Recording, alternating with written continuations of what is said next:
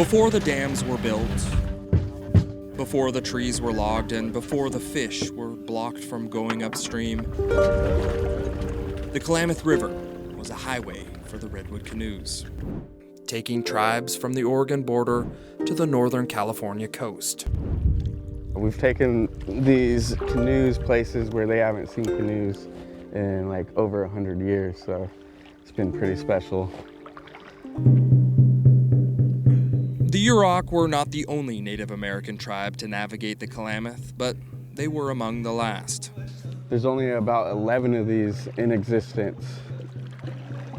So this is one of the rarest vessels in the world right here. Normally, Julian Markison wouldn't be taking a tourist like me for a ride in a Yurok canoe. The Othwayach, as they're called, is a sacred vessel. But last year, the tribe had a change of heart and started offering the public 2-hour tours down the Klamath.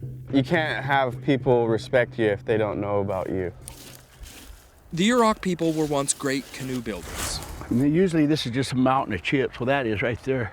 But if you ask around the reservation today, there's really only one man carrying on the tradition. I learned 14 years ago was the first canoe I built, and I've been around them ever since.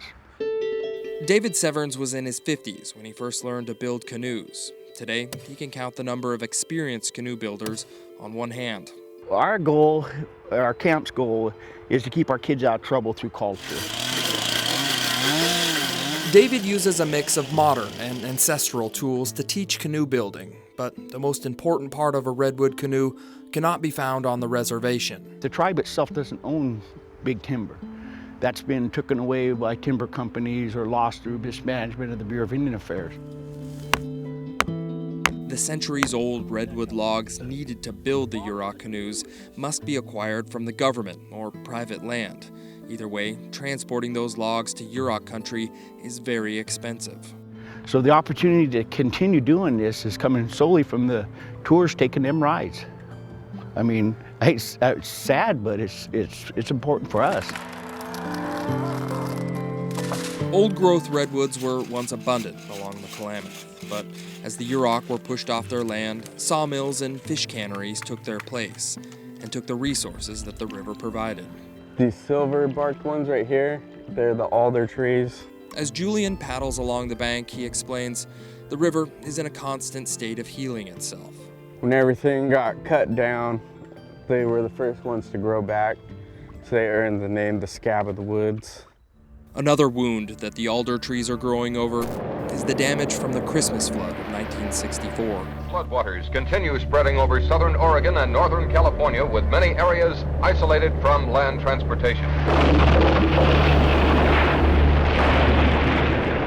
Considered to be one of the worst floods of its time, the waters wiped out roads, homes, and much of the industry in the area.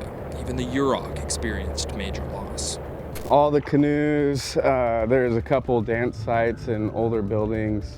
Just a few months after the flood, a tsunami hit Crescent City, which is the largest city in the area.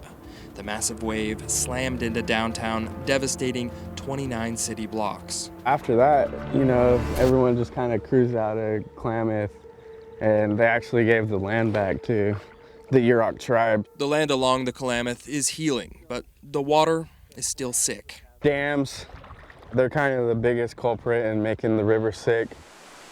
Upstream, 5 hydroelectric dams slow the water in the Klamath. In years of drought, plumes of blue-green algae grow in the slow-moving water. Back in 2002, the algae caused a massive fish kill, suffocating tens of thousands of salmon. Seemed like the end of times, really. And that sparked a big movement that, we have to do something now or else nothing's gonna happen. For more than 20 years, the Yurok, other Native American tribes, and conservationists from all over the state fought to restore the water flows in the Klamath. And thanks to those efforts, the complete removal of 4 out of 5 dams will begin in 2024. And so 300 plus miles of habitat are going to be brought back to balance and restored to its natural habitat. The Klamath River is in a constant state of healing itself, but instead of showing tourists how sick the river is, the Yurok hope one day they can show what happens when the river is cared for. From the Klamath River in Yurok country, I'm John Bartell. Hope to see you on the Backroads.